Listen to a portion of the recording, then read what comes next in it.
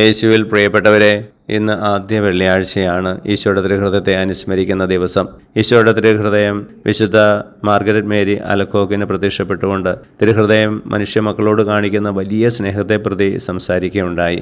അതുപോലെ തന്നെ മനുഷ്യൻ്റെ നന്ദികേടും പാപവും ഈശോയുടെ ഹൃദയത്തെ ഒത്തിരിയേറെ വേദനിപ്പിക്കുന്നുണ്ടെന്നും അവിടുന്ന് പറഞ്ഞു.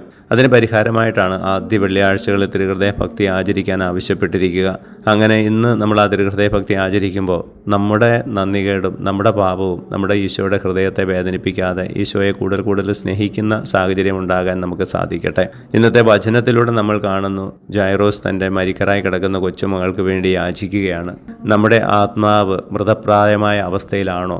പാപങ്ങളാലും നഷ്ടപ്പെട്ട പുണ്യങ്ങളാലും നഷ്ടപ്പെടുന്ന മൂല്യങ്ങളാലും നമ്മുടെ ആത്മാവ് മൃതപ്രായ അവസ്ഥയിൽ നിന്ന് ഉയർപ്പിക്കാൻ നമുക്കും കർത്താവിനോട് പ്രാർത്ഥിക്കാം, ജൈറോസിനോട് ചേർന്ന്. ഞങ്ങളുടെ രക്ഷകനായ ഈശോയെ, ഞങ്ങളെ അനുഗ്രഹിക്കുമാറാകണമേ, ഇപ്പോഴും എപ്പോഴും എന്നേക്കും. ആമേൻ.